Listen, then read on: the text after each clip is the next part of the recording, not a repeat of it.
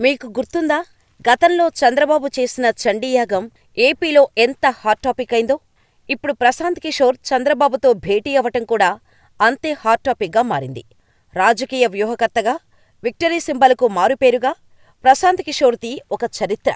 మేరే pass పీకే high అంటూ రాజకీయ పార్టీలన్నీ రొమ్ములు విరుచుకొని తిరిగే రోజులు ఒకప్పటివి. రాజకీయాల్లో హీరోల్ని జీరోలుగా మార్చాలన్నా, జీరోల్ని హీరోలుగా చూపాలన్నా ఆయన తర్వాతే ఎవరైనా. కటౌట్ని చూసి కొన్ని నమ్మేయాలి డూడ్ అనేంతగా ఉంటాయి ఆయనిచ్చే ఎలివేషన్ సీన్లు. సోషల్ మీడియాను బలంగా వాడుకోవటం, సమయానికి తగు పాచికలు వేసి ప్రతిపక్షంలో నుంచి పవర్లోకొచ్చే మార్గాల్ని సులభతరం చేయటం ఆయనకున్న స్పెషాలిటీ. అయితే సొంత వైద్యం పనికిరాదన్నట్టు ఆయన రాజకీయ వ్యూహకర్త నుంచి ఫుల్ ఫ్లెడ్జ్డ్ పొలిటికల్ లీడర్గా తన సొంత రాష్ట్రమైన బీహార్లో రాజకీయాల్లోకి ఎంట్రై ఓటమి పాలయ్యారు. దీంతో ఒక్కసారిగా ఆయన గ్రాఫ్ పడిపోయింది. అక్కడి నుంచి ఆయన డౌన్ ఫాల్ మొదలైంది. తెలంగాణలో మళ్లీ బీఆర్ఎస్ వస్తుందని చెప్పాడు పీకే. కానీ కాంగ్రెస్ గెలిచింది. కర్ణాటకలో మళ్లీ బీజేపీదే విజయమన్నాడు. కానీ కాంగ్రెస్ సత్తా చాటింది. రాజస్థాన్, మధ్యప్రదేశ్, ఛత్తీస్గఢ్, మిజోరం ఎన్నికలలో సైతం పీకే అంచనాలు తప్పాయి. దీంతో కొన్ని రోజులు అసలు మీడియాలోనే కనిపించలేదు ప్రశాంత్ కిషోర్. అయితే గతేడాది డిసెంబర్ 24 నుంచి చంద్రబాబుతో భేటీ అవుతూ వస్తుండటంతో మరొకసారి పీకేపై మీడియా అటెన్షన్ పడింది.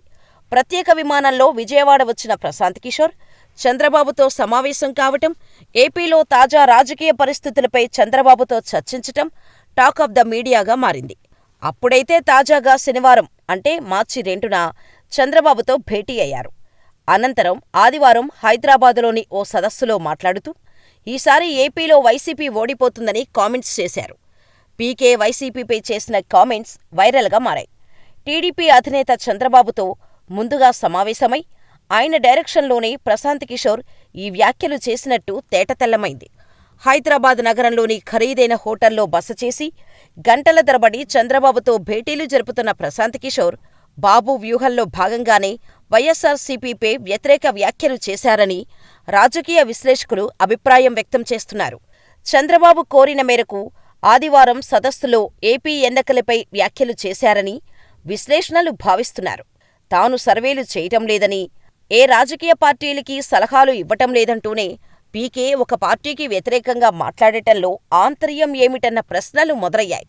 ఆంధ్రప్రదేశ్లో వైఎస్సార్సీపీ అధినేత సీఎం వైఎస్ జగన్మోహన్ రెడ్డికి రోజురోజుకీ ప్రజల్లో ఆదరణ పెరుగుతుండటం, టీడీపీ ఓటమి ఖాయమని తేలటంతో ప్రజల్లో గందరగోళం సృష్టించాలన్న ఉద్దేశంతోనే పీకేతో చంద్రబాబు ఆ వ్యాఖ్యలు చేయించినట్టు ప్రచారం జరుగుతోంది. ఎన్నికలు దగ్గరపడే కొద్దీ వీరు వైసీపీపై ఇటువంటి విషప్రచారాన్ని మరింతగా చేయాలని చంద్రబాబు, పీకే నిర్ణయించినట్టు చెబుతున్నారు. 2019 ఎన్నికల్లో వైఎస్సార్సీపీకి రాజకీయ వ్యూహకర్తగా ప్రశాంత్ కిషోర్ పనిచేసిన సంగతి తెలిసిందే. ఇక ఆ ఎన్నికల సమయంలో టీడీపీ అధినేత చంద్రబాబు టార్గెట్ చేసి తిట్టినవారిలో ప్రశాంత్ కిషోర్ కూడా ఉన్నారు. ప్రశాంత్ కిషోర్ విషయంలో చంద్రబాబు దూకుడు మరీ దారుణంగా ఉండేది. 2019 ఎన్నికల ప్రచారంలో చంద్రబాబు ప్రశాంత్ కిషోర్ని బీహార్ డెకాయిట్ అంటూ, అక్కడి రాజకీయాలు ఇక్కడ పనిచేయవు అంటూ తీవ్ర వ్యాఖ్యలు చేశారు. అలా కేవలం ఎన్నికల ముందే కాకుండా ఆ తర్వాత కూడా వైసీపీతో పాటు ప్రశాంత్ కిషోర్పై చంద్రబాబు నోరు పారేసుకున్నారు. సుదీర్ఘ రాజకీయ అనుభవం తనకు ఉందని పదే చెప్పుకునే బాబు హుందాతనం గురించి ఎప్పటికప్పుడు క్లాసులు పీకే బాబు ఇలా అసలు రాజకీయాలలో ఊగిపోవటం హాస్యాస్పదం. ఇక ప్రశాంత్ కిషోర్ రాజకీయ వ్యూహకర్తగా వ్యవహరించారు.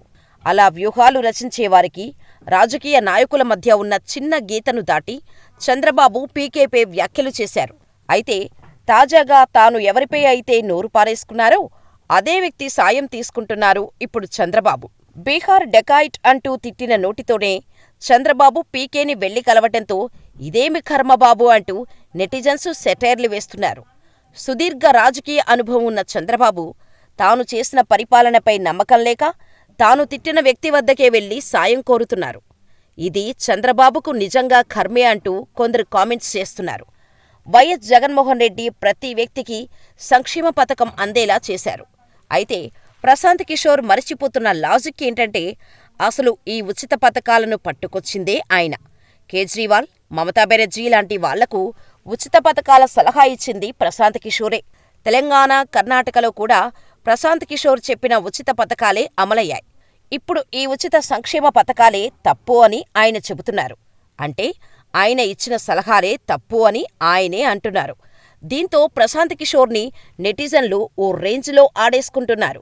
చంద్రబాబు సైతం అధికారంలోకి వస్తే జగన్ ఇస్తున్న పథకాలను ఆపను, వాలంటీర్ల జాబ్స్ తీయను అని చెబుతున్నారు. వైఎస్ జగన్ అమలు చేసే పథకాలే అమలు చేస్తా అని చెబుతున్నారు. అంటే జగన్ మంచి చేస్తున్నారని వాళ్ల నోటితో వాళ్లే ఒప్పుకున్నట్టుగా. మరి అటువంటప్పుడు ప్రజలు జగన్ని కాకుండా మరొకర్ని సీఎంగా ఎందుకు ఎన్నుకుంటారు? అసలు ఇంత చిన్న లాజిక్ని ఎలా మిస్ అయ్యారంటారు? పైగా ప్రశాంత్ కిషోర్ ఓడిపోతుంది అని చెప్పిన పార్టీలే పలు రాష్ట్రాల్లో అధికారంలోకి వచ్చాయి, సమర్థవంతంగా పాలన కూడా చేస్తున్నాయి. మరి ఇప్పుడు ఏపీ ఎన్నికలపై పీకే చేసిన కామెంట్స్ని ఎవరు సీరియస్గా తీసుకుంటారు? అంటే ఆయన ఇండైరెక్ట్గా మళ్లీ వైసీపీనే అధికారంలోకి వస్తుందని చెప్పకనే చెప్పినట్టేగా.